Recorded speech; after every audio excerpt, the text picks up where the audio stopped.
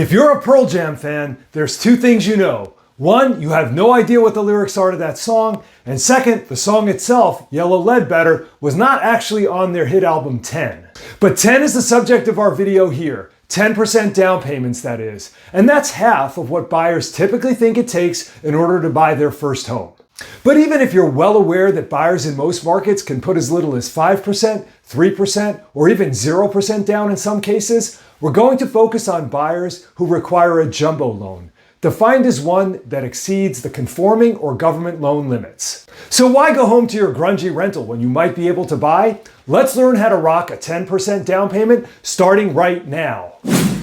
Hey guys, welcome to Rockin' Real Estate. I'm Rob Spinoza with Guaranteed Rate. If you're a home buyer, a homeowner, or even a real estate professional looking for home finance tips, tricks, and the occasional cool guitar licks, I've got your backstage pass to a better understanding of the mortgage business. For all home buyers, the single biggest barrier to home ownership entry is coming up with the down payment. Sure, our industry affords a lot of options to buyers in areas where home prices tend to follow the national average. Conforming loans allow as little as 3% down, FHA 3.5% down. And if you're a veteran, you might even be able to get a 0% down payment. But what about those who live in high-cost areas, where the median home prices can be many times the national average, where saving the $200,000 or $300,000 that a 20% down payment might entail, all while paying sky-high rent, can be a real challenge? Do these buyers have any real alternatives? You bet your favorite flannel shirt they do. So let's cover the two most common ways buyers can purchase a home with a jumbo loan and a 10% down payment. When I tell prospective buyers who are looking to purchase a home worth $1 million, $2 million, or even more, that they can purchase with as little as 10 or 15% down and avail themselves of the same mortgage options as those who are putting 20% down, all while not paying private mortgage insurance or PMI, they're often surprised. How could it be that nobody ever told them about this before?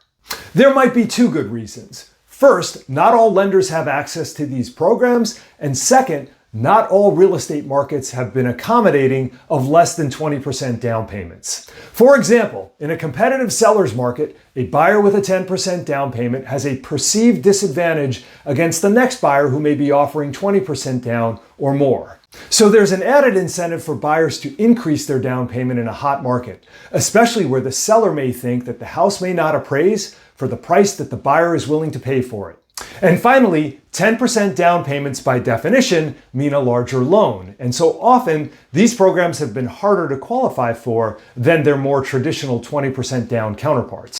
However, assuming our borrower qualifies and can gain traction with a 10% down payment in their market, a jumbo, single loan, no PMI option is often the best fit. Lenders who offer these programs will usually have more stringent qualifying parameters, and buyers can expect to pay a slight rate premium for the higher loan to value, all other things equal.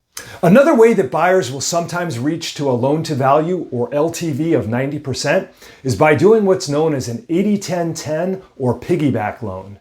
Here, a borrower gets a first mortgage of up to 80% of the purchase price, the 80 in the 80-10-10, and then they also borrow another 10% on a second mortgage, which is part of the same process done by us and at the same time as obtaining the first mortgage.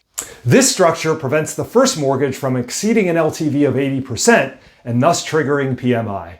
Keep in mind that piggyback structures don't need to follow any strict percentages. There may also be valid reasons to do a 75-15-10 or a 60-30-10, for example. Breaking the total financing into two loans can help solve a number of qualifying and even rate desirability issues. So piggyback loans can be a very flexible way for a home buyer to achieve a home ownership goal that would be out of reach if a strict 20% down payment was required. When buyers use piggyback financing, most often the first mortgage will be a 30-year fixed rate loan. Sometimes it's a 7-year or a 10-year ARM, for example. And the second mortgage will most often be a home equity line of credit, also known as a HELOC. Okay, so now that we've covered a couple of the hows about 10% down jumbo financing, let's quickly cover one of the biggest whys. 10% jumbo down payment options are not just for those who haven't been able to save 20%. Far from it. Many of our 10% down buyers are quite financially sophisticated, and they use these programs by choice because they may have other uses or goals for the money that they have saved. Buying an expensive home is a serious undertaking, and depleting one's savings and investments to achieve it is not always the best fit for every future homeowner. Buying a home with less than 20% down in an area where home prices can easily exceed the capacity of a conforming loan can be viewed as both a challenge and an opportunity. So if you have questions about how to purchase your first home with as little as 10% down, or if you have questions about any other aspect of the mortgage process that will get you the financing you need, don't hesitate to get in touch at any of the links below or by calling us directly at 415-367-5959. And if you found today's video helpful, please click on the like and subscribe buttons below, and we'll keep the hits coming.